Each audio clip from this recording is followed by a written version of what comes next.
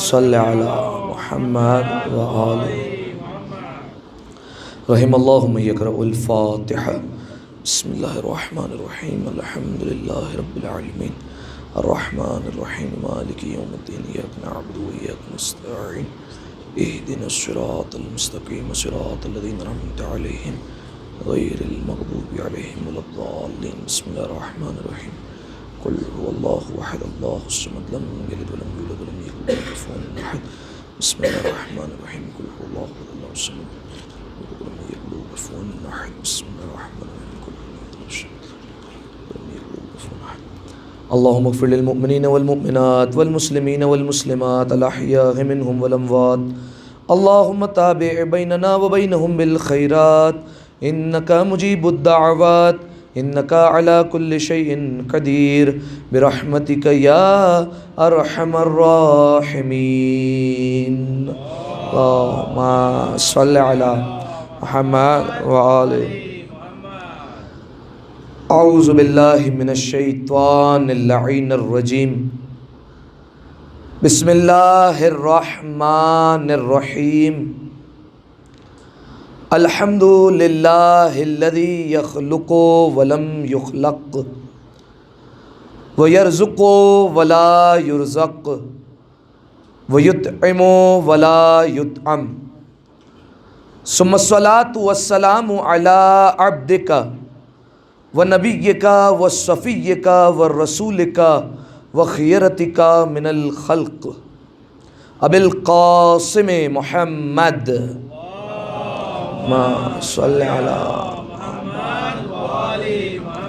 وعلی اہل بیتہ الطیبین الطاہرین المعصومین المظلومین سیما ابن عمہ علی علیہ السلام وہو النبأ العظیم والصراط المستقیم والقرآن الکلیم وہو الصدیق الاکبر والفاروق الاعظم وحبل اللہ المتین وامام المسلمین ووصی رسول رب العالمین واللعنۃ الدائمۃ علی اعدائہم اجمعین اما بعد فقد قال اللہ سبحانہ وتعالی فی محکم کتابہ مبین بسم اللہ الرحمن الرحیم افحسبتم انما خلقناکم عبثا وانکم الینا لا ترجعون صلوات اللہم صلی علی محمد زمانے کے امام کی خدمت میں انہی کے بابا کی شہادت کا پرسہ پیش کرنے کے لیے دعائے سلام تھی امام زمانہ بسم اللہ الرحمن الرحیم اللہم کن ولیک الحجت ابن الحسن صلواتک علیہ وعلی آبائے فی ہذہ الساعہ وفی کل ساعہ ولیا وحافظ وقائدا وناصرا ودلیلا وعینا حتی تسکنہ ارضک طوعا وتمتعہ فیہا طویلا صلی علی زمانے کے امام کی خوشنودی کے لیے ایک دفعہ سب مل کر بآواز بلند صلوات پڑھ دیں اللہم صلی علی محمد سامعین محترم عزیزان گرامی قدر شب 8 ربیع الاول شہادت امام حسن عسکری علیہ السلام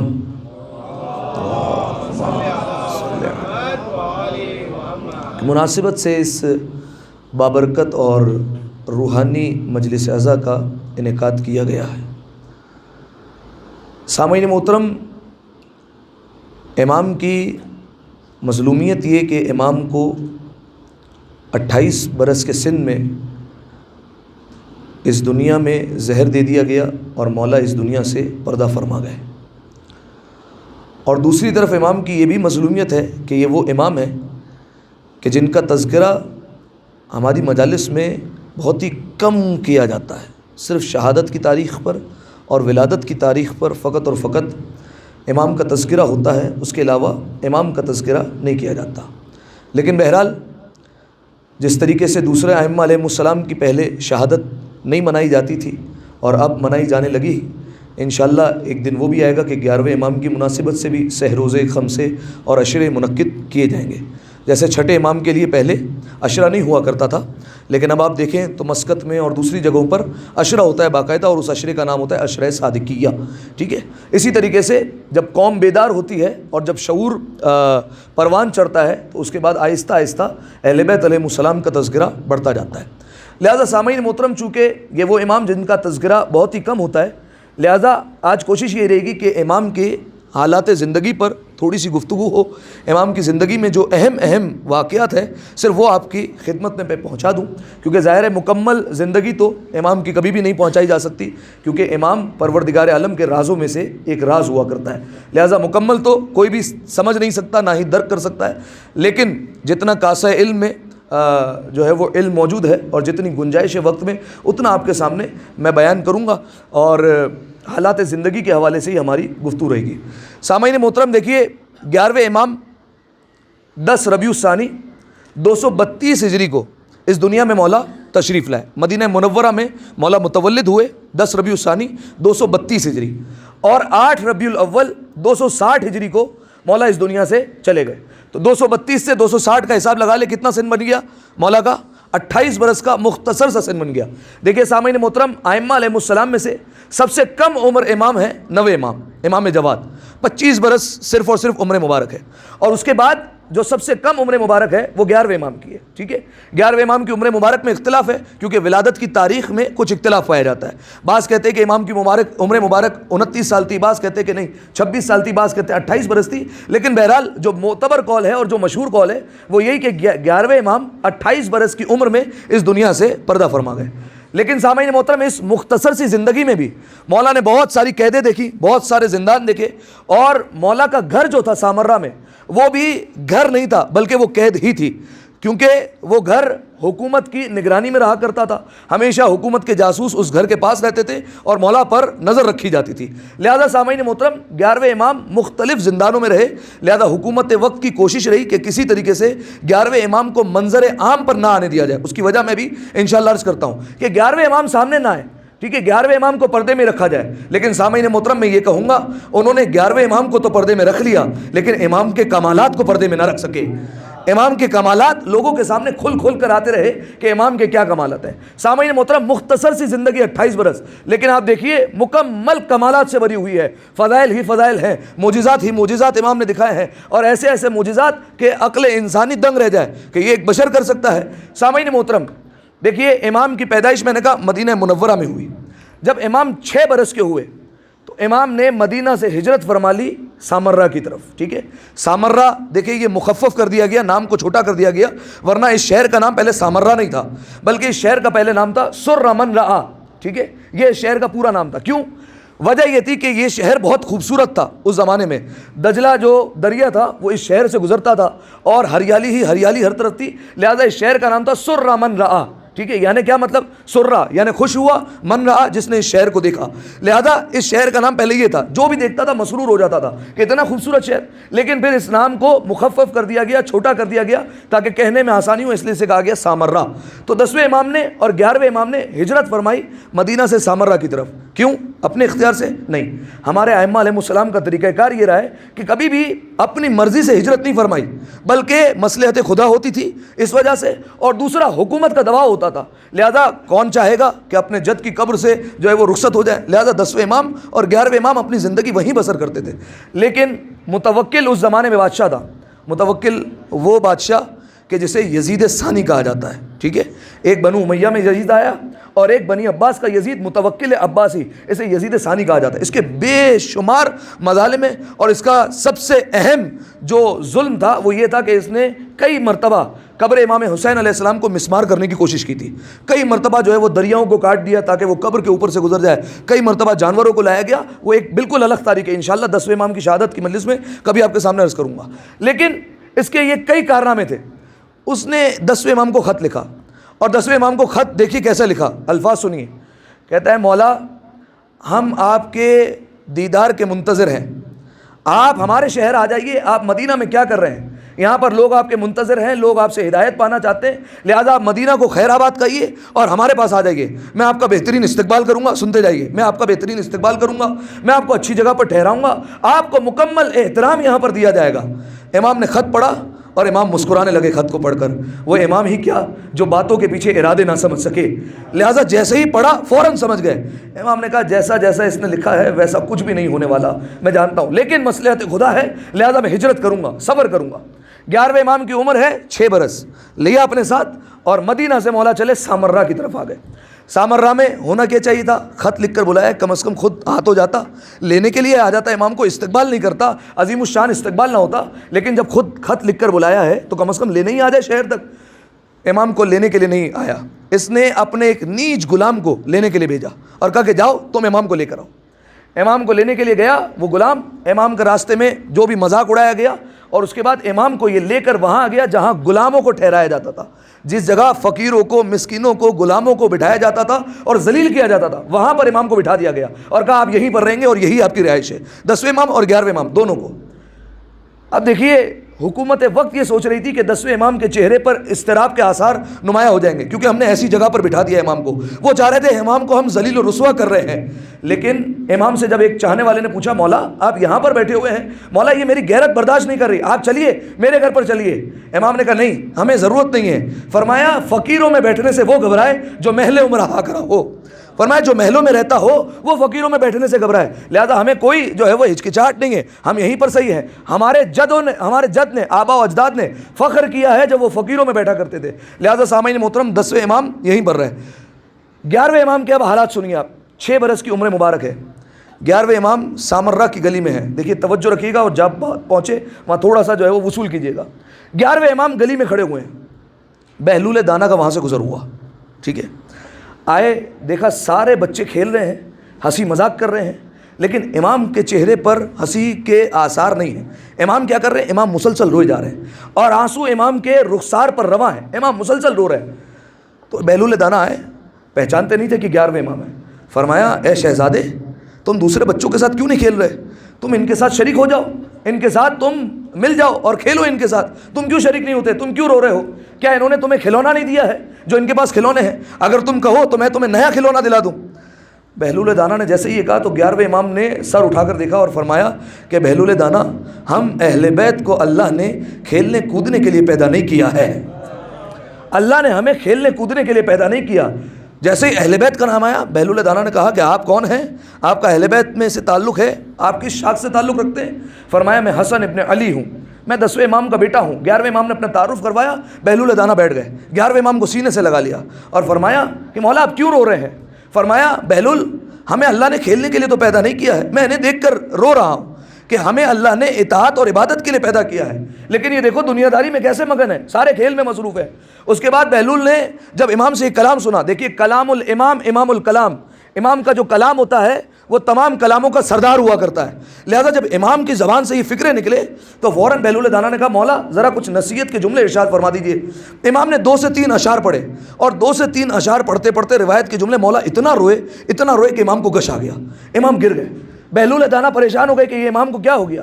بہلول دانا نے فوراً امام کو اٹھایا اور چہرے پر پانی کو چھڑکا، امام کو جب غش سے افاقہ ہوا فرمایا فرزند رسول کیوں رو رہے ہیں آپ، کیوں گریہ فرما رہے اتنا؟ سنیے امام کا جملہ، معرفت دیکھیے، فرمایا میں اس لیے گریہ کر رہا ہوں، فرمایا میری ماں جب بھی کھانا پکانے کے لیے چولہے کو روشن کرتی ہے تو بڑی لکڑیوں کو جلانے سے پہلے چھوٹی لکڑیوں کو ڈال دیا کرتی ہے تاکہ آگ صحیح طریقے سے بھڑک جائے۔ فرمایا کہ میں یہی سوچ رہا ہوں کہیں قیامت میں ایسا نہ ہو اللہ جہنم کو بھڑکانے سے پہلے ہم چھوٹی لکڑیوں کا استعمال کر لے۔ فرمایا میں یہ سوچ رہا ہوں ایسا نہ ہو کہ کہیں چھوٹی لکڑیوں کی ضرورت پڑ جائے اور اللہ ہمیں جو ہے وہ جہنم کے نچلے طبقے میں ڈال دے۔ یہ امام کا طریقہ تھا تبلیغ کا، تبلیغ فرما رہے تھے۔ بہلول دانا نے یہ سنا اور میں ایسی معرفت امام کی اور کہنے لگے کہ یہ امامت کا بچپنا ہے، اس بلند معرفت پر مولا موجود ہے کہ بڑھاپے میں بھی کسی کو ایسی معرفت حاصل نہیں ہوتی جیسے بچپنے میں امامت کو معرفت حاصل ہے۔ سامعین محترم دیکھیے، میں نے یہ پہلے بھی جملہ عرض کیا تھا کہ جب انسان کے دل میں معرفت آ جاتی ہے تو پھر انسان روتا ہے، گریہ کرتا ہے اس کو یاد کر کے۔ میں نے مثال دی تھی جناب مالک اشتر کی، اگر آپ کے ذہنوں میں ہو، مالک اشتر کو کسی نے پتھر مارا تھا، پہچانتا نہیں تھا، لیکن جب پتہ چلا معرفت آ گئی تو رونا شروع کر دیا۔ کیوں؟ معرفت مل گئی تھی۔ معرفت ملتی ہے تو انسان گریہ کرتا ہے، توجہ رکھیے گا، معرفت جب ملتی ہے تو انسان گریہ کرتا ہے۔ انہوں نے مالک اشتر کو پہچانا، گریہ کیا۔ ہم زمانے کے امام کو یاد کرتے ہیں، جتنی معرفت ہے اتنا روتے ہیں، جس قدر دل میں معرفت موجود ہے اتنا امام کو یاد کر کے گریہ کرتے ہیں۔ اور یہاں 11ویں امام ہیں، معرفت خدا دل میں ہے اس لیے خدا کو یاد کر کے رو رہے ہیں۔ تو سامعین محترم، قانون یہ بنا، جس کے دل میں جتنی معرفت ہوتی ہے، جس کے دل میں جس کی معرفت ہوتی ہے، وہ اس کو یاد کر کے روتا ہے۔ یعنی میں یہ کہنا یہ چاہ رہا ہوں، 11ویں امام کے دل میں معرفت خدا تھی تو وہ خدا کو یاد کر کے رو رہے تھے۔ اور کوئی ایسا بھی تھا جس کے دل میں سانپ کی معرفت تھی، جب وہ سانپ کو دیکھا کرتا تھا تو رویا کرا کرتا تھا۔ جس کے دل میں جیسی معرفت آئی اس نے اس کو دیکھ کر گریہ کیا۔ لہذا سامعین محترم، 11ویں امام خدا کو یاد کر کے گریہ کر رہے تھے۔ اور بہلول دانا جیسا شخص، دیکھیے دیوانہ امام کے کہنے پر جو ہے وہ ہوئے تھے، ٹھیک ہے، حلیہ بنایا تھا، بظاہر دیوانے تھے نہیں، نام اصل میں بہلول دانا ہی ہے۔ بہلول دانا لقب ہے لیکن اصل نام عمر بن وہب ہے، لہذا بہلول دانا لقب ہے۔ اور بہلول دانا جیسا شخص امام کی معرفت دیکھ کر حیران و پریشان رہ گیا۔ کون ہے بہلول دانا؟ ان کی حکایت بڑی مشہور ہے لیکن ان کا تذکرہ نہیں کر رہا۔ ایک حکایت سن لیجئے کہ یہ کس طریقے سے دیوانگی میں بھی تبلیغ کیا کرتے تھے۔ اکثر ان کا مسکن ہوتا تھا قبرستان میں بیٹھ جاتے تھے جا کے، ٹھیک ہے۔ قبرستان میں جیسے ہی گئے تو دیکھا ایک خالی قبر پڑی ہوئی ہے، تو خالی قبر میں اپنے پیر لٹکا کر بیٹھ گئے بہلول دانا، ٹھیک ہے۔ عام انسانوں تو قبر کو دیکھ کر ہی جو ہے وہ دور بھاگے کہ خالی کیوں پڑی ہوئی ہے، ہزاروں سوالات آئیں گے۔ بہلول دانا اپنے پیر لٹکا کر اس قبر میں بیٹھے ہوئے ہیں آرام سے۔ تو دو شخص جو ہے وہ باتیں کرتے کرتے آئے اور دور سے اشاروں میں کہنے لگے وہ دیکھو دیوانہ بیٹھا ہوا ہے، چلو اس سے چل کر پوچھے۔ آئے بہلول دانا کے پاس، کہا بہلول ادھر کیوں بیٹھے ہوئے ہو، شہر کیوں نہیں چلے جاتے؟ فرمایا شہر جا کر کیا کروں، شہر کے سارے لوگ ہی ادھر آ رہے ہیں۔ شہر جا کر کیا کروں گا، شہر کے سارے لوگ ہی ادھر آ رہے ہیں۔ ارے دنیا میں جا کر کیا کرنا ہے؟ فرمایا دنیا میں ہزار غیبتیں، ہزار پریشانیاں، ہزار جھگڑے، ہزار جھوٹ، ہزار فریب۔ فرمایا یہاں کچھ بھی نہیں ہے، یہاں سارے آرام سے سو رہے ہیں، نہ ہمسائے کو تنگ کرتا ہے، نہ کوئی کسی کی شکایت کرتا ہے، نہ کوئی کسی کی چگلی کرتا ہے، نہ کوئی لڑائی ہے، نہ کوئی جھگڑا ہے، سکون ہی سکون ہے۔ فرمایا شہر جا کر کیا کرنا ہے؟ لہذا بہلول دانا کا اکثر جو ہے وہ مسکن قبرستان ہوا کرتا تھا۔ اور ایک دن تبلیغ اس طریقے سے فرمائی قبرستان کے ہی ذریعے سے کہ بازار میں کھڑے ہوئے ہیں، بازار کے بیچوں بیچ لوگوں کو دیکھ رہے ہیں، کبھی آسمان کی طرف دیکھتے ہیں، پھر لوگوں کو دیکھتے ہیں، پھر آسمان کی طرف دیکھتے ہیں۔ تو ایک شخص نے پوچھ لیا، غالباً ہارون نے پوچھا تھا، ہارون الرشید نے کہا بہلول کیا دیکھ رہے ہو اور کیا چاہتے ہو؟ فرمایا کہ صلح کروا رہا ہوں۔ تو ہارون ہنسنے لگا کیونکہ وہ ان کی نگاہ میں یہ دیوانہ تھا۔ کہا صلح کروا رہا ہوں۔ کہا کن کے درمیان؟ کہا اللہ اور بندوں کے درمیان صلح کروا رہا ہوں، چاہ رہا ہوں کہ یہ آپس میں مل جائیں۔ فرمایا تو صلح ہو گئی؟ ہارون ہنس کر کہہ رہا ہے تو پھر صلح ہو گئی؟ کہا نہیں صلح نہیں ہو رہی۔ کہا کیوں؟ فرمایا اللہ مان رہا ہے، بندے نہیں مان رہے۔ توجہ، اللہ مان رہا ہے، بندے نہیں مان رہے، صلح نہیں ہو سکتی۔ کچھ دنوں بعد بہلول کو قبرستان میں دیکھا، بہلول آج قبرستان میں کیا کر رہے ہو؟ کہا صلح کروا رہا ہوں۔ کہا کن کے درمیان؟ کہا اللہ اور بندوں کے درمیان۔ کہا صلح ہو گئی؟ کہا نہیں۔ کہا کیوں؟ کہا آج اللہ نہیں مان رہا، بندے مان رہے ہیں۔ ایک دفعہ صلوات پڑھیے مل کر بآواز بلند ہے، اللہم صلی علی محمد۔ لہذا سامعین محترم،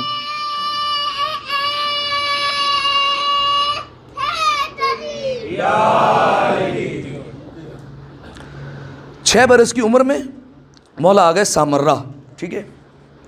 مختلف قید، مختلف زندان، اپنے بابا کے ساتھ زندان بدلتے رہے اور زندانوں میں مولا جاتے رہے۔ 11ویں امام کی زندگی اکثر قید میں گزری ہے، ٹھیک ہے۔ وجہ اور سبب کیا تھی؟ وجہ اور سبب یہی تھی کہ بنی عباس نے یہ حدیث سن رکھی تھی رسول اللہ کی کہ ایک بارواں آنے والا ہے، جب وہ بارواں آئے گا تو ہمارے تختے کو الٹ دے گا، دنیا کو عدل و انصاف سے بھرے گا، لہذا ظلم کا خاتمہ ہو جائے گا۔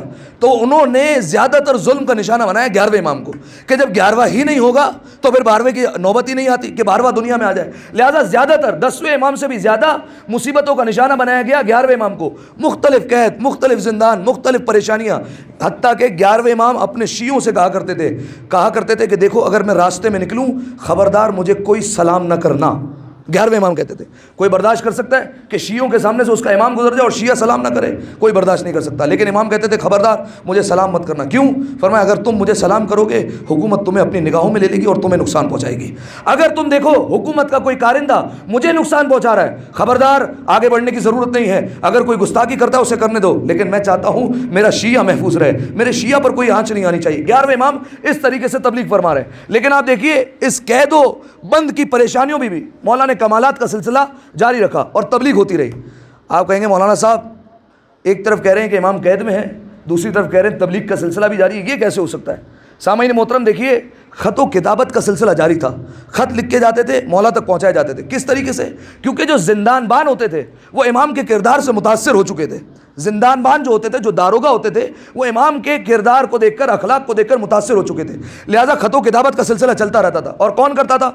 امام زمانہ کے پہلے نائب کا کوئی نام بتا سکتا ہے؟ آگے نام عثمان بن سعید، یہ پہلے نائب تھے. یہ 11ویں امام کے بھی صحابی ہے، ٹھیک ہے. اور 11ویں امام فرمایا کرتے تھے ان کا قول میرا قول ہے، یہ جیسا کہتے ویسا کیا کرو. یہ 11ویں امام کے بھی صحابی تھے. لہذا یہ خط و کتابت کیا کرتے تھے، امام تک خط پہنچاتے تھے، امام سے خط لے کر لوگوں تک پہنچا دیا کرتے تھے. اور امام کی والدہ بھی یہی کام کیا کرتی تھی. جناب حدیثہ خاتون لوگوں کے خط لیتی تھی، 11ویں امام تک پہنچاتی تھی، 11ویں امام کے خط لوگوں تک پہنچایا کرتی تھی. لہذا سامعین محترم ایک شخص نے خط لکھا ہے امام کو، حسن ابن ظریف نام کا شخص، اس نے خط لکھا ہے امام کو. کیا خط میں لکھا؟ کہنے لگا کہ مولا آپ لوگ جو فیصلہ کرتے ہیں وہ شہادت کی بنیاد پر کرتے ہیں. کیا مطلب؟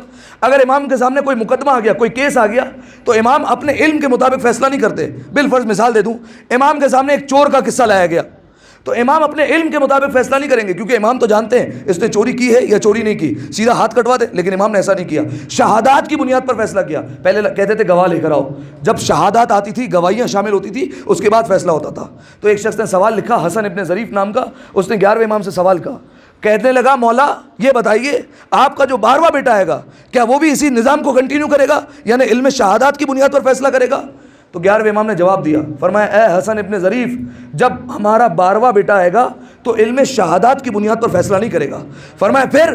فرمایا وہ اپنے دل کے علم کی بنیاد پر فیصلہ کرے گا.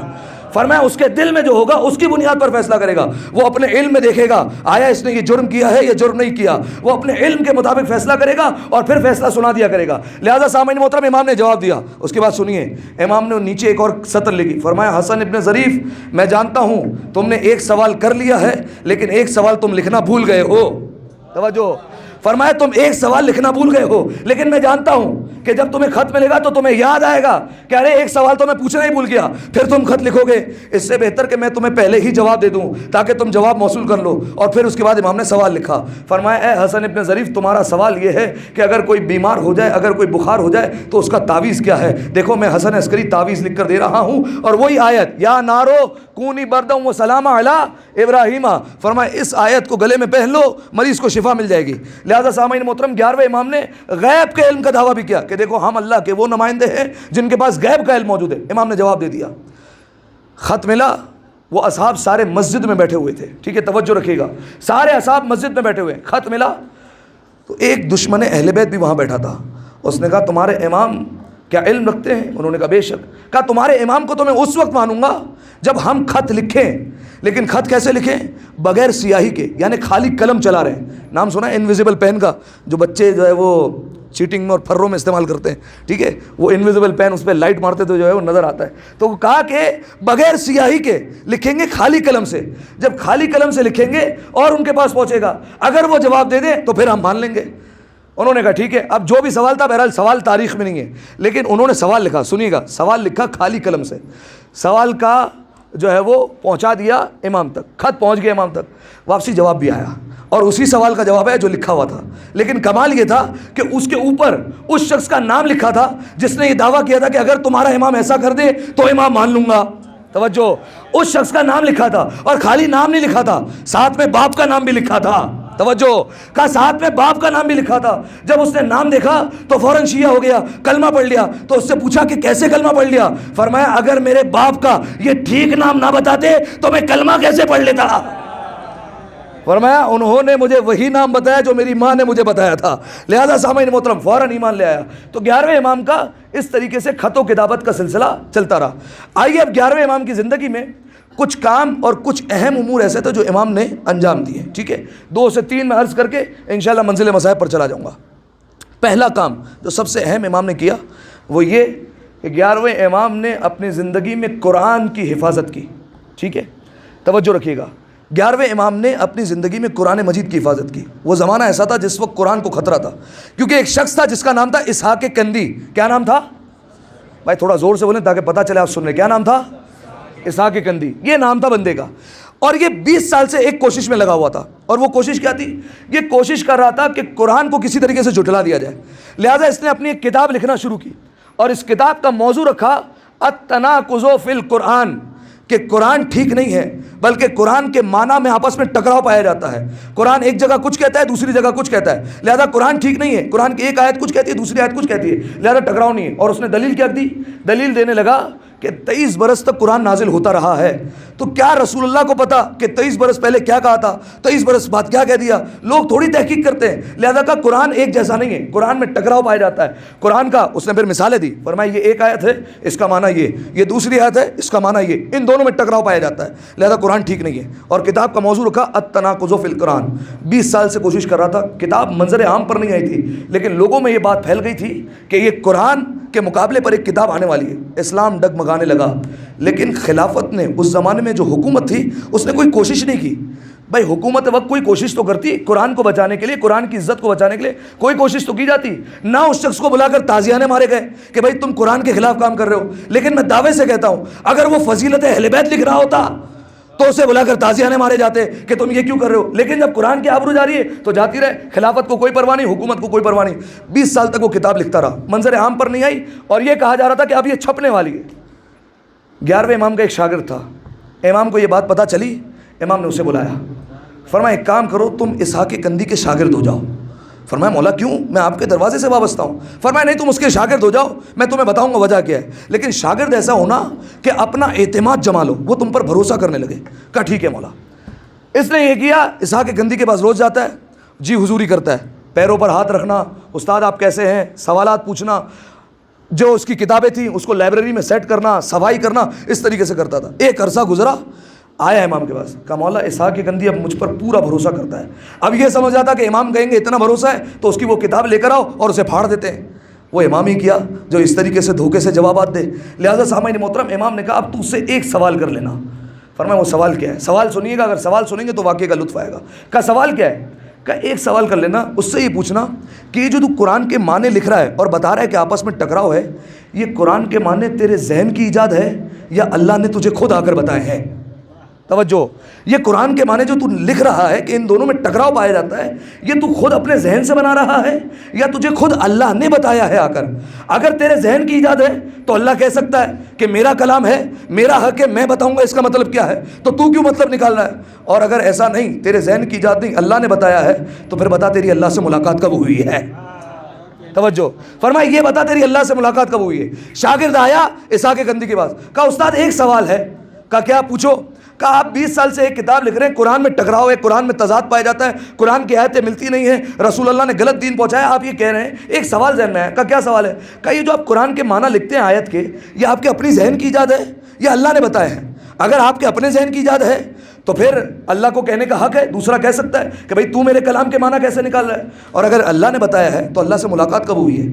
اسحاق کندی کچھ لکھ رہا تھا, لکھ لے دیکھتے قلم کو پھینک دیا, اس کی طرف اٹھا کر دیکھ, سر کہتا ہے سوال کس کا لایا ہے؟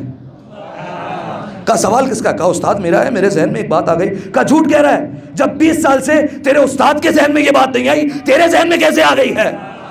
فرمایا تیرے ذہن میں یہ کیسے سوال ہے؟ اس نے فوراً کہا کہ حضور یہ 11ویں امام کا سوال ہے, شیعوں کے امام نے سوال دیا ہے. فرمایا مجھے معلوم تھا کہ یہ سوال کا رد وہی کر سکتے ہیں جو در اہل بیت سے وابستہ ہوں. ایک دفعہ صلوات پڑھی مل کر بآواز بلند, اللہم صلی علی محمد. یہ پہلا کام ہو گیا, قرآن کی آبرو بچ گئی. اس نے کیا کیا؟ اس نے کتاب کو اٹھایا, ایک روایت کے مطابق کتاب کو لے کر خود کنویں میں کود گیا. ٹھیک ہے, لوگوں نے اسے بچا لیا, اس کی کتاب ڈوب گئی. ایک روایت کے مطابق, دوسری روایت کے مطابق اس نے خود اپنی کتاب کو ہاتھوں سے جلا دیا. دوسرا کام جو امام کی زندگی کا اہم ترین کام, امام نے دین اسلام کی بھی آبرو رکھی. وہ کیسے؟ لوگ قریب تھا کہ عیسائی ہو جاتے ہیں, اور مذہب عیسائیت پر چلے جاتے، نصرانیت کو قبول کر لیتے۔ وجہ کیا تھی؟ وجہ یہ تھی کہ اس زمانے میں قحط پڑ گیا تھا اور اناج نہیں اگ رہا تھا، نہ بارش ہو رہی تھی، لوگ پریشان ہو گئے کہ بارش نہیں ہوتی۔ لہٰذا ایک نصرانی آیا، عیسائی، اس نے دعویٰ کر دیا، اس نے کہا میں دعا کروں تو بارش ہو جائے گی۔ کہا کہ تو پھر دعا کرو بسم اللہ۔ کہا نہیں دعا نہیں کروں گا، دعا کی ایک شرط ہے۔ کہا وہ کیا؟ کہا دعا کروں گا اگر بارش برس گئی تو کہو کہ اسلام پھر باطل مذہب ہے، عیسائیت حق پر ہے۔ کہا کہ ورنہ پھر تم ایک کام کرو، مسلمان سارے ملو دعا کر لو، اگر بارش ہو جاتی تو ٹھیک ہے۔ کئی مسلمانوں نے دعا کی لیکن بارش نہیں ہوئی۔ عیسائی سے کہا گیا، عیسائی نے ہاتھ اٹھائے، بادل آنے لگے، بارش ہونا شروع ہو گئی۔ پریشان ہو گئے، خلافت پریشان، حکومت پریشان، دنیا پریشان، کیا ہو گیا؟ تو سب کے ذہن میں ایک ہی دروازہ آیا، چلو اسی دروازے پر کہ جب ہلاکت یاد آتی ہے تو دروازہ یاد آتا ہے۔ فرمایا چلو اسی دروازے پر۔ 11ویں امام کے پاس آ گئے، 11ویں امام کو کہا مولا ایسا ایسا ہے۔ امام نے کہا اسے ایک ریگستان میں لے کر آؤ، بیابان میں لے کر آؤ، میدان میں لے کر آئے۔ امام نے کہا دعا کر۔ اس نے دعا کو ہاتھ اٹھایا، بادل آنا شروع ہو گئے ہر طرف سے۔ امام نے سپاہی کو حکم دیا، فرمایا اس کے ہاتھ سے جا کر ایک چیز ہے وہ نکال کر لے آؤ۔ گیا، دیکھیے بغیر دیکھے جو بتا دے اسے ہی حجت خدا کہا جاتا ہے۔ لہذا گیا، اس نے اس کے ہاتھ سے ایک چیز نکالی، کہا کہ مولا یہ تو ایک ہڈی ہے، بوسیدہ ہڈی ہے۔ امام نے کہا اب دعا کر۔ اب جب دعا کے لیے ہاتھ اٹھائے تو جو آتے ہوئے بادل تھے وہ واپس جانے لگے۔ امام نے کہا اب دعا کر اور بادلوں کو بلا اور بارش برسوا دے۔ کہا اب نہیں ہو سکتا۔ امام سے پوچھا گیا یہ کیا تھا؟ کہا دراصل یہ قبرستان سے گزر رہا تھا۔ دیکھیے کہانی اس کی ہے، بتا امام رہے ہیں۔ فرمایا دراصل یہ قبرستان سے گزر رہا تھا، اسے ایک بوسیدہ ہڈی ملی۔ جب اس نے آسمان کی طرف اس ہڈی کو بلند کیا تو اس نے دیکھا خدا کی رحمت نے جوش مارنا شروع کر دیا، بادل آنا شروع ہو گئے۔ فرمایا دراصل یہ ایک ولی خدا کی ہڈی تھی، لہٰذا اس کی یہ کرامت ہے کہ بارشیں برسنا شروع ہو جاتی ہے۔ اس کے بعد امام نے کہا دیکھو میرے ہاتھ میں کچھ نہیں ہے۔ کہا دیکھو میرے ہاتھ میں کچھ نہیں ہے۔ امام نے مصلی بچھایا، مصلی پر 2 رکعت نماز پڑھی۔ جیسے ہی 2 رکعت نماز پڑھ کر ہاتھوں کو اٹھایا بادل آنا شروع ہوئے۔ امام سب نے بادلوں کو دیکھنا شروع کیا۔ امام نے کہا گھبراؤ مت، یہ بادل فلاں شہر میں جا کر برسے گا، وہ بادل فلاں شہر میں برسے گا، وہ بادل فلاں شہر میں برسنے والا ہے۔ ایک بڑا بادل آنا شروع ہوا۔ امام نے کہا یہ یہاں آ کر برسے گا، اپنے اپنے گھروں پر چلے جاؤ، اتنی بارش ہوگی آج سے پہلے سامرہ میں اتنی بارش نہیں ہوئی ہوگی، آج سے پہلے سامرہ میں اتنی بارش نہیں ہوئی ہوگی۔ اچھا یہ بتائیے امام نے نماز کیوں پڑھی 2 رکعت؟ بھائی امام تو صاحب اختیار ہے، امام کو نماز پڑھنے کی کیا ضرورت؟ میں کہتا ہوں امام کو دعا کرنے کی بھی کیا ضرورت؟ امام اگر اشارہ کر دے، اشارہ بھی نہ کرے، ارادہ کر لے، ارادہ کر لیتے تو بارش برس جاتی۔ لیکن امام نے نماز پڑھی، پھر دعا کے لیے ہاتھ اٹھائے۔ زمانے کو سمجھا رہے ہیں کہ دیکھو یہ نہ سمجھ لینا کہ ہم نعوذ باللہ خدا ہونے کا دعویٰ کر رہے ہیں۔ فرمایا یہ نہ سمجھ لینا ہم ارحان ہر فیصلے میں خدائی کا دعویٰ کرتے ہیں کہ خدا کوئی اور ہے، وہ وحدہ لا شریک ہے، ہمارا کوئی اختیار نہیں، جو ہم اختیار رکھتے ہیں وہ اس کی جانب سے رکھتے ہیں۔ ایک دفعہ صلوات پڑھیے مل کر بآواز بلند، اللہم صلی علی محمد۔ اور تیسرا اہم کام امام کی زندگی کا وہ کیا؟ امام نے وکلا کا جھال بچھایا۔ کیوں؟ کیونکہ امام جانتے تھے کہ یہ اگلا زمانہ جو آنے والا ہے 12ویں امام کا، یہ غیبت کا زمانہ ہوگا۔ براہ راست لوگ امام سے آ کر ملاقات نہیں کر سکیں گے، ملاقات ممکن ہی نہیں ہوگی۔ لہذا امام نے وکلا کا جال بچھایا، اپنے صحابیوں کو مقرر کیا، تم فلاں علاقے کے وکیل ہو، تم فلاں علاقے میں، تم فلاں علاقے، تم فلاں ملک میں، تم ادھر، ہر جگہ پھیلا دیے صحابیوں کا جال۔ اور اس کے بعد لوگوں کو حکم دیا دیکھو تمہیں جو سوال ہو وہ تم ان سے پوچھا کرو، ہم سے نہ پوچھو، ان سے پوچھو، جو خمس کی رقم ہے انہیں جمع کرواؤ، یہ ہم تک پہنچائیں گے۔ ایک وکلا کا جال بچھایا گیا۔ امام تربیت کر رہے ہیں کہ دیکھو اگلے زمانے میں امام تک نہیں پہنچ سکو گے، ایک وکلا ہی ہوں گے، مجتہدین کا سلسلہ ہوگا، تمہیں ان تک پہنچانا ہوگا۔ اس کے بعد جب ہم ظہور کریں گے پھر ہماری ذمہ داری ہوگی۔ لہذا امام نے وکلا کا جال بچھایا۔ اور اکثر روایت ایسی ہے کوئی امام کے پاس بذات خود آ گیا، زیارت کرنے کے لیے آتے تھے، امام منع نہیں کرتے تھے، لیکن اگر کوئی کہتا تھا مولا سوال پوچھنا ہے، امام اسے ڈانٹ کر واپس بھیج دیتے تھے۔ فرمایا تمہارے علاقے میں فلاں بندہ وکیل ہے، اس سے پوچھو، وہ ہم سے پوچھے گا، پھر ہم تمہیں جواب دیں گے۔ یہ امام نے وکلا کا پورا جال بچھایا اور 12ویں امام کی غیبت کی تیاری کروائی۔ سامعین محترم، حکومت وقت کی کوشش تھی کہ کسی طریقے سے 12ویں امام دنیا میں نہ آنے پائے، کیونکہ جب فرعون کو خبر دے دی تھی کہ ایک موسیٰ آئے گا، حالانکہ خبر دینے والا جادوگر تھا، کہا ایک موسیٰ آنے والا ہے، فرعون پریشان ہو گیا تھا، اس نے 70,000 بچے قتل کروائے تھے فرعون نے، ٹھیک ہے، اور گھروں پر پہرا دے دیا تھا، اور جس ماں کے شکم میں بچہ ہوتا اس ماں کو بھی قتل کر دیا جاتا تھا۔ لہذا وہ فرعون تھا، ایک جادوگر کی بات سنی تھی، یہاں تو رسول اللہ کی حدیث تھی، رسول اللہ نے کہا تھا میرا 12واں بیٹا آئے گا جو عدل و انصاف سے بھرے گا، لہذا انہیں خوف تھا کہ اب ہمارا تختہ الٹنے والا ہے، لہذا انہوں نے کوشش کی کسی طریقے سے 12ویں امام دنیا میں نہ آنے پائے، لیکن پروردگار عالم جب انتظام کرتا ہے تو موسیٰ کو فرعون کے دربار میں ہی پرورش کرواتا ہے۔ لہذا سامعین محترم، 11ویں امام کے ذریعے سے 12ویں امام اس دنیا میں آ بھی گئے۔ حکومت وقت کو خبر بھی نہ ہوئی، 5 سال تک یہ راز ہی رہا، حکومت کو پتہ ہی نہ چلا کہ 12ویں امام اس دنیا میں آ چکے ہیں۔ مختلف کوششیں کروائی گئی کہ 11ویں امام کو کسی طریقے سے شہید کروا دیا جائے۔ ایک روایت ملتی ہے کہ بادشاہ نے، جو اس وقت کا بادشاہ تھا، اس نے اپنے لیے ایک نیا گھوڑا منگوایا، توجہ رکھیے گا، ایک نیا گھوڑا منگوایا تاکہ وہ اس پر سواری کر سکے، اور کہا جاتا ہے کہ وہ دنیا کا بہترین گھوڑا تھا، اس سے بہترین سواری نہیں، اس نے اپنے لیے منگوایا۔ جیسے ہی اسے دربار میں لایا گیا تو وہ سرکش ہو گیا، مطلب جو اس کے قریب جاتا وہ گھوڑا اچھل کود کرنے لگتا، جو اس کے قریب آتا اسے پامال کر دیتا، اپنے پیروں تلے کچل دیتا، مار دیتا، ایسا گھوڑا۔ تو اب جو ہے وہ بادشاہ پریشان ہو گیا، کہا ہم نے اتنی محنت سے فلاں جگہ سے یہ گھوڑا منگایا، اتنا قیمتی، اور یہ سرکش ہے، اس کا کیا کریں گے اب ہم؟ تو ایک بدبخت نے، میں کہوں گا، مشورہ دیا اور کہا دیکھ 11واں امام ہے شیعوں کا، ان کو بلا لے، ان کو بلا اور ان کو کہہ کہ اس پر سواری کر لے، اگر وہ سوار ہو جائیں تو بھی ہمارا فائدے میں ہے کہ گھوڑا ٹھیک ہو گیا، لیکن اگر ٹھیک نہیں ہوتے اور وہ گھوڑا بار بار انہیں گرا دے تو فرمایا وہ گرا کر اسے مار دے گا، تیرا کام بھی ہو جائے گا۔ فرمایا ہاں یہ ٹھیک ہے۔ لہذا 11ویں امام کو بلایا گیا، 11ویں امام آئے، جیسے ہی دربار میں پہنچے تو کہا کہ فرزند رسول آج آپ کو ایک عجیب کام کے لیے بلایا ہے۔ فرمایا کیا؟ فرمایا اس گھوڑے پر سواری کر رہی ہیں۔ فرمایا لیکن ایک مسئلہ یہ ہے کہ یہ سرکش ہو چکا ہے۔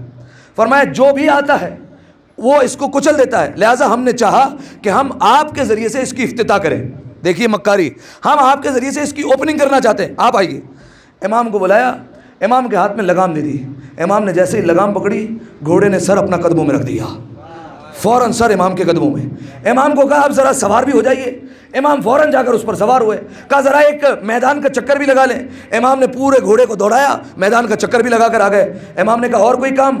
فرمایا نہیں حضور، ایک کام کیجئے، یہ گھوڑا آپ ہی رکھ لیجئے، یہ گھوڑا آپ ہی رکھ لیجئے۔ دیکھیے امام نے یہاں پر ایک پیغام دے دیا کہ ارے جو بادشاہ گھوڑے کی لگام کو نہیں سنبھال سکتا ہو وہ حکومت کیسے سنبھال لے گا، وہ پوری حکومت کیسے سنبھال ہے؟ جس کو گھوڑے کی لگام سنبھالنا نہیں آتی۔ اس کے بعد امام کو کہا یہ آپ لے لیجئے۔ امام نے کہا کیوں؟ فرمایا کیونکہ گھوڑا ایسا جانور ہے، توجہ رکھیے گا، کیونکہ گھوڑا ایسا جانور ہے جو اپنے سوار کو پہچانتا ہے کہ اس کا سوار کون ہے، کون اہل ہے بیٹھنے کے لیے، اس کو بٹھاتا ہے اور اس کے اشاروں پر چلتا ہے۔ توجہ، گھوڑا وہ جانور ہے جو اپنے سوار کو پہچانتا بھی ہے اور اس کو پتا ہوتا ہے کہ کون اہل ہے، اسے ہی سوار کرواتا ہے۔ گھوڑے کو پتا تھا وہ اپنے اہل کو ہی بٹھاتا ہے۔ مسلمانوں کو کیا ہو گیا تھا؟ رسول کے بعد کسی کو بھی منبر پر بٹھا دیا کرتا ہے۔ لہذا سامعین محترم، گھوڑا اپنے سوار کو پہچانتا ہے، اسے ہی سوار کرواتا ہے اور وہ اس کے اشاروں پر چلتا ہے۔ اب سمجھ میں آیا؟ خیبر کے میدان میں جب کچھ لوگ جاتے تھے اور بھاگ کر آ جاتے تھے، رسول سے کہتے تھے ہم نہیں بھاگے، گھوڑا بھاگ رہا تھا، ہم نہیں بھاگے، گھوڑا بھاگ رہا تھا، ہم نہیں بھاگے، گھوڑا لے کر آیا تھا، ہم نہیں واپس آئے، گھوڑا واپس آیا۔ تو بادشاہ نے یہی تو سمجھایا، گھوڑا اپنے سوار کو پہچانتا بھی ہے، عادتوں کو بھی پہچانتا ہے، اشاروں پر چلا کرتا ہے۔ ایک دفعہ صلوات پڑھیے مل کر بآواز بلند، اللہم صلی علی محمد۔ بس سامعین محترم، 11ویں امام کو مسلسل زندانوں میں رکھا گیا۔ ایک زندان میں رکھا جس کا نام تھا صالح ابن نحیف، یہ داروغہ تھا۔ اس نے 2 ایسے بندوں کو مسلط کیا کہ ان کا کام تھا کہ مسلسل 11ویں امام کو اذیت دیتے رہے، مارتے رہے، کچھ نہ کچھ کرتے رہے۔ کچھ دن بعد جب واپس پلٹا تو لوگ اس سے پوچھا کرتے تھے کہ امام کا کیا حال ہے، وہ انہیں سختیاں تو دے رہے ہیں نا، پوچھا کرتے تھے۔ تو اس نے کہا بے فکر ہو جاؤ، 2 جاہل لوگوں کو لگایا جنہیں دنیا بھر کے علم کا کچھ نہیں پتا، فرمایا وہ ان کو لگایا، وہ ان کی بات بھی نہیں سنیں گے اور ان پر حملہ کریں گے۔ فرمایا اچھا۔ کچھ دن بعد جب صالح ابن نحیف پہنچا تو دیکھا امام آگے نماز پڑھ رہے ہیں، وہ دونوں پیچھے نماز پڑھ رہے ہیں۔ امام کے کردار سے متاثر ہو گئے، صالح ابن نحیف نے آزاد کر دیا۔ کچھ دنوں بعد بادشاہ نے دیکھا، اچھا 6 حکومتیں بدلی امام کے زمانے میں، بادشاہ نے دیکھا کہ صالح ابن نحیف ناکام ہوا تو ایک اور کے زندان میں رکھا، اس کا نام تھا نریرہ، اس کے زندان میں ڈال دیا۔ وہ امام کو مسلسل اذیتیں دیتا تھا، حتیٰ اتنی اذیتیں دی کہ اس کی زوجہ کہنے لگی، فرمایا تو قیامت کے دن رسول اللہ کو کیا منہ دکھائے گا؟ تو اتنی اذیتیں دے رہا ہے، کیوں اذیتیں دے رہا ہے؟ قیامت کے دن رسول کو کیا منہ دکھائے گا؟ اس نے کہا آج قصہ ہی تمام کر دیتا ہوں۔ گیا اور پنجروں میں بھوکے شیر لے کر آ گیا اور کہا آج اسے ان شیروں کو زندان میں ڈال دیتا ہوں، شیر کھا پی کر قصہ ہی تمام کر دیں تاکہ کوئی بات ہی نہ رہے۔ لہٰذا اس نے جیسے ہی شیروں کو زندان میں بھیجا، امام اس وقت نماز پڑھ رہے ہیں، سارے شیر امام کے پاس آ کر قدموں میں سر جھکا کر امام کے پیروں کا بوسہ لینے لگ گئے۔ اس کے بعد جیسے ہی وہ خود زندان میں داخل ہوا، شیر نے اس کو چیر پھاڑ دیا اور اس کو ختم کر دیا۔ لہٰذا سامعین محترم، جانور گویا اپنی بے زبانی میں کہہ رہے تھے کہ تم انسانوں سے بہتر ہم جانور ہے، جو ہم کم از کم امامت کی پہچان تو رکھتے ہیں، کم از کم امام کو پہچانتے تو ہیں کہ ہمارا امام کون ہے۔ بس سامعین محترم، پھر آخری حربہ اپنایا گیا اور وہ کیا تھا؟ زہر کا حربہ۔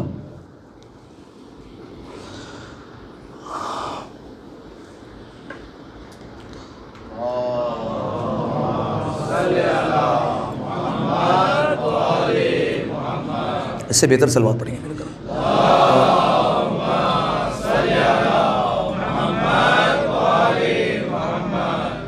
بس سامعین محترم، آج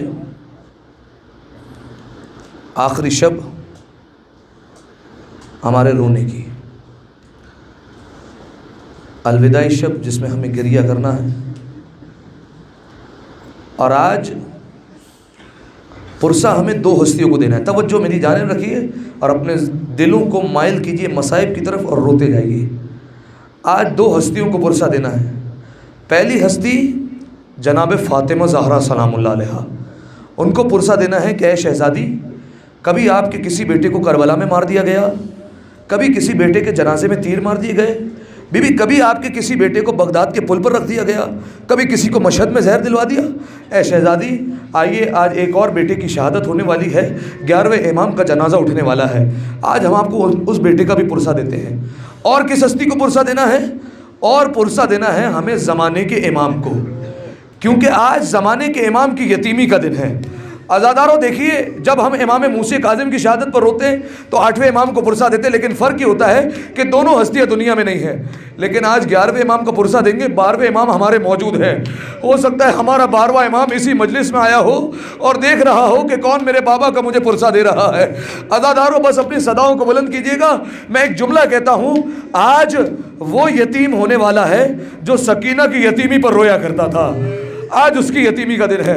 بس عزادارو اپنی صداؤں کو آزاد چھوڑیے، آج آخری شب ہے اور کل سے تو آپ خوشیوں میں مصروف ہو جائیں گے۔ آج جتنا رونا ہے رو لیں، اگلے برس نہ جانے پھر یہ موقع ملے یا نہ ملے۔ اور ہم حسین سے شرمندہ بھی ہے کہ مولا ابھی محرم طلوع ہوا تھا، ابھی ہم نے تیرے اوپر رونا شروع کیا تھا مولا، لیکن تیرے رونے کا حق ادا نہیں ہو سکا ہے، ہم تجھ پر نہیں رو سکے ہیں، وہ حق ادا نہیں ہو سکا۔ بس عزاداروں میں مولا سے یہی کہوں گا، مولا ہمارے ان آنسوؤں کو اپنی جدہ فاطمہ کے رومال میں جگہ دلوا دے۔ بس عزاداروں اپنی صداؤں کو بلند کرتے آئیے، اپنے دلوں کو منقلب کیجئے، مصائب کو تصور کرتے جائیے۔ بس عزاداروں 11ویں امام کون ہیں؟ 11ویں امام وہ کہ جنہیں زہر دے دیا گیا پہلی ربیع الاول کو، ٹھیک ہے؟ اور یہ زہر کیسا تھا؟ جو آہستہ آہستہ اثر کرتا تھا۔ 7 دن تک میرا مولا تڑپتا رہا ہے، پہلی ربیع الاول کو زہر دیا۔ ہائے زہرا کے بیٹوں کا مقدر، کسی بیٹے کو ایسا زہر دیا کہ ایک لمحے میں جگر کے ٹکڑے کٹ کٹ کے باہر آنے لگے، اور کسی حسن کو ایسا زہر دیا کہ 7 دنوں تک میرا مولا تڑپتا رہا ہے۔ بس عزادارو امام کو زہر ملا، آہستہ آہستہ زہر اثر کرتا رہا ہے۔ عزادارو جانتے ہیں حکومت نے طبیبوں کو لگا دیا اور اپنے نمک خار طبیبوں کو بھیجا اور کہا دنیا والوں کو اعلان کرو کہ اس امام کو زہر نہیں ملا ہے بلکہ یہ طبعی موت اس دنیا سے جا رہے ہیں۔ طبیب کہتے رہے، میرا مولا کہتا رہا ہمیں زہر دے دیا گیا ہے، مجھے زہر اثر کر رہا ہے۔ بس عزادارو پہلی ربیع الاول سے مولا نے تڑپنا شروع کیا ہے۔ آ گئی 5 ربیع الاول۔ عزادارو 5 ربیع الاول کو کیا ہوا؟ زہر نے ایسا اثر کیا، اب مولا کے پیروں میں جان نہیں ہے، مولا بیٹھ کر نمازیں پڑھ رہے ہیں۔ عزادارو یہ جملہ اتنا آسانی سے سن لیا، ارے خانوادہ رسول میں اگر کوئی بیٹھ کر نماز پڑھ لے تو یہ قیامت ہو جاتی ہے۔ زندان شام کو ذرا یاد کرو، ارے زینب کو جب سید سجاد نے دیکھا کہ زینب بیٹھ کر نماز پڑھ رہی ہے، سید سجاد نے کہا پھوپھی اماں ارے بیٹھ کر نماز کیوں پڑھ رہی ہے؟ کیا ہو گیا؟ آپ بیٹھ کر کیوں نماز پڑھ رہی ہیں؟ جناب زینب نے رو کر کہا سجاد کیا بتاؤں، اتنا کم پانی آتا ہے، بچوں میں تقسیم کر دیتی ہوں۔ ارے اب زینب کے پیروں میں جان نہیں رہی کہ زینب کھڑے ہو کر عبادت کر سکے۔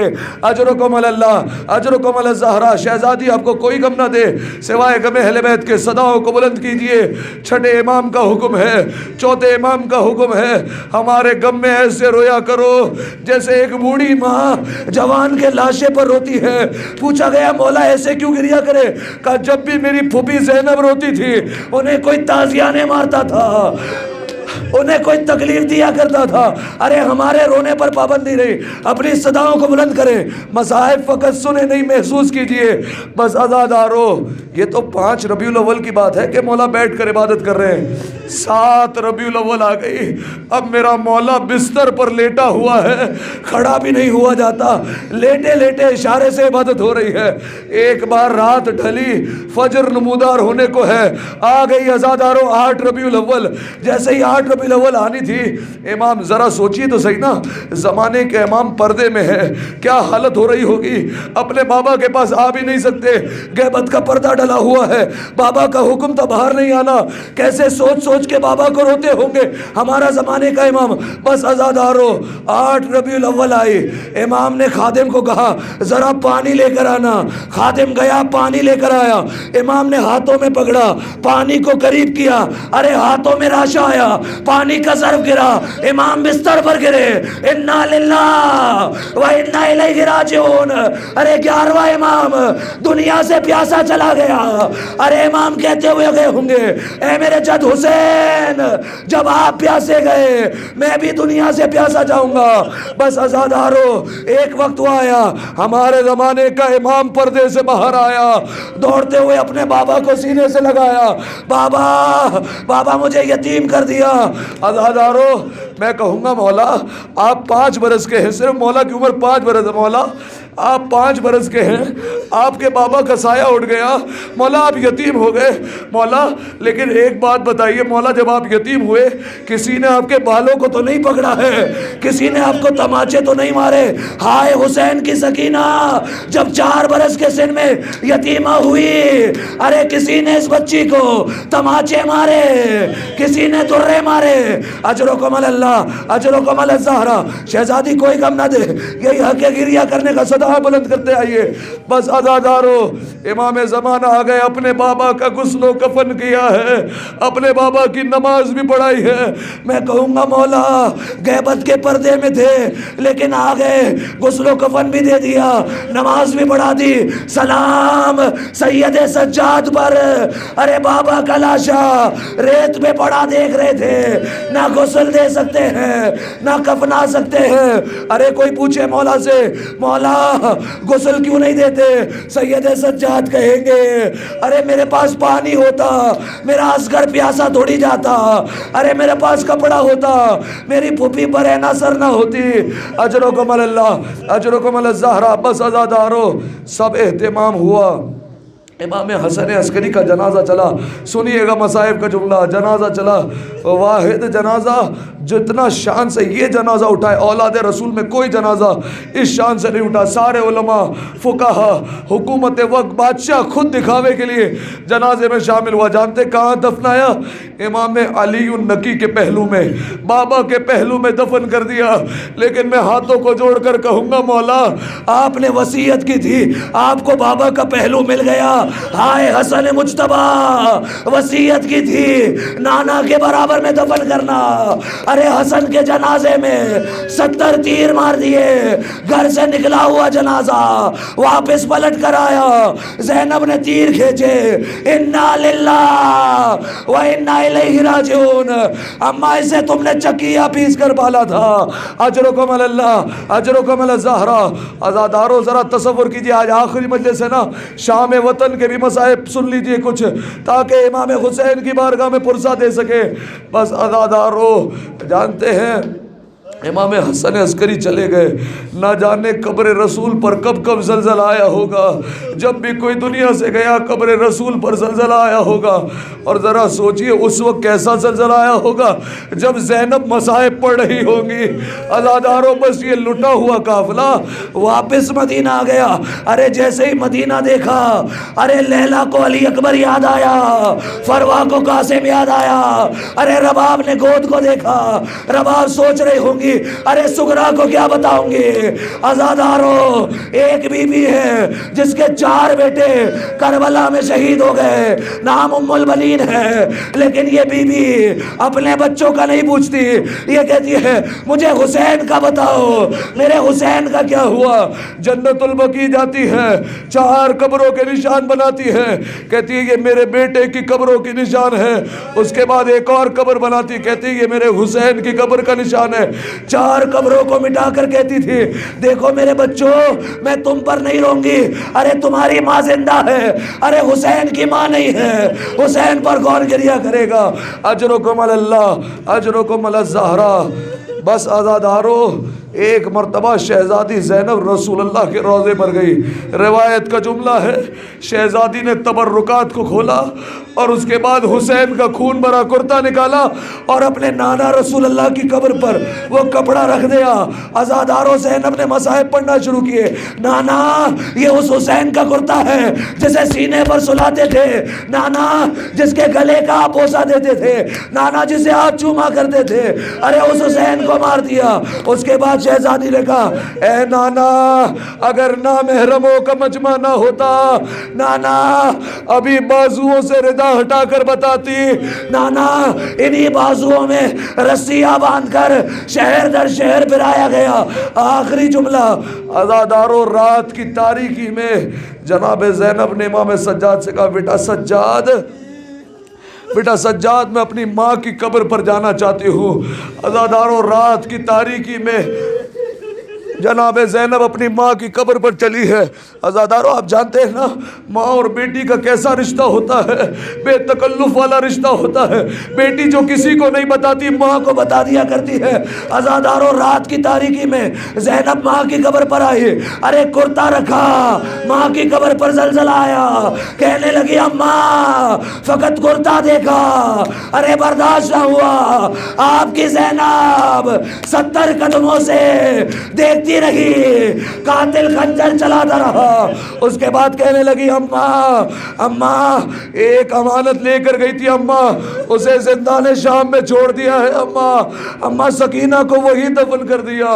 اس کے بعد کہا ہوگا نا اماں جب میں چھوٹی تھی, اماں جب تم دربار سے واپس آئی تھی اماں میں نے دیکھا تھا تمہارے بال سفید ہو گئے تھے. اماں میں سوچا کرتی تھی ارے تمہارے بال کیسے سفید ہو گئے اماں, لیکن تم صحابی کے دربار میں گئی, زینب شرابیوں کے دربار میں جاتی رہی.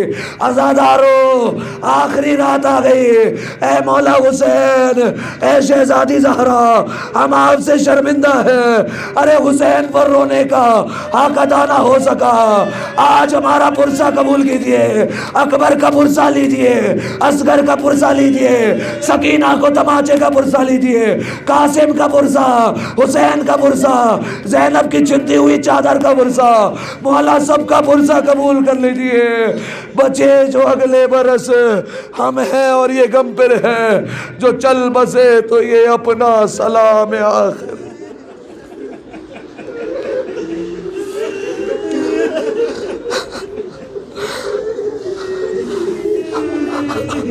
بچے جو اگلے برس ہم ہیں اور یہ غم پھر ہے, جو چل بسے تو یہ اپنا سلام آخر. لعنت اللہ علی القوم الظالمین وسيعلم الذين ظلموا أي منقلب ينقلبون. دعا ہے پروردگار عالم سے، پروردگارہ ہماری اس عبادت کو اپنی بارگاہ میں قبول فرما، ہمارے تمام گناہ صغیرہ اور کبیرہ کو معاف فرما۔ پالنے والے ان ایام غم کا تجھے واسطہ دیتے ہیں مالک، ہماری تمام عزاداریوں کو اپنی بارگاہ میں قبول فرما، ہمارے آنسو کو جناب سیدہ کے رومال میں جگہ عنایت فرما۔ اے مولا اگر تقدیر میں لکھا ہے تو آئندہ برس پھر ہمیں غم حسین منانے کی توفیق عطا فرما، غم حسین برپا کرنے کی توفیق عطا فرما، لیکن اگر تقدیر میں موت ہی لکھی ہے تو مالک پھر ہمیں حسین کی شفاعت نصیب فرما، ہمیں ہمیشہ معرفت امام سے منسلک فرما، دروازہ زہرا پر نوکری کرنے کی توفیق عطا فرما، زمانے کے امام کے ظہور میں تعجیل فرما، ہمیں ان کے آوان و انصار میں شمار فرما۔ عزاداروں 11ویں امام کو تابوت آ رہا ہے، 12ویں امام کو پرسہ دیجئے، ان کی یتیمی کا دن ہے، 12ویں امام کو کہیے مولا ہم آپ کے بابا کے جنازے کو کاندھا دینے آئے ہیں، ماتم حسن عسکری۔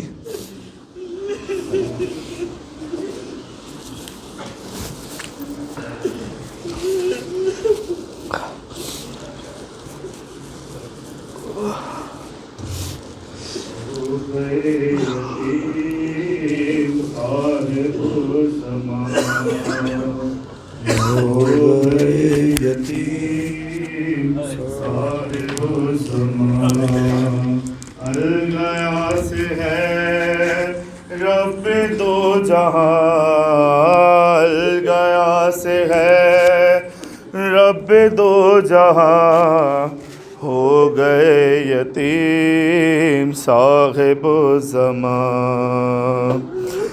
ہل رہی ہے آج قبر مصطفیٰ، پیٹتی ہے سر آج فاطمہ، پیشوائے دین آج اٹھ گیا، پیشوائے دین آج اٹھ گیا، ہو گئے یتیم صاحب زمان۔ معتمد نے آج زہر کیا دیا، کعبہ خدا آج ہل گیا، خاک پر گرا آل انبیاء، خاک پر گرا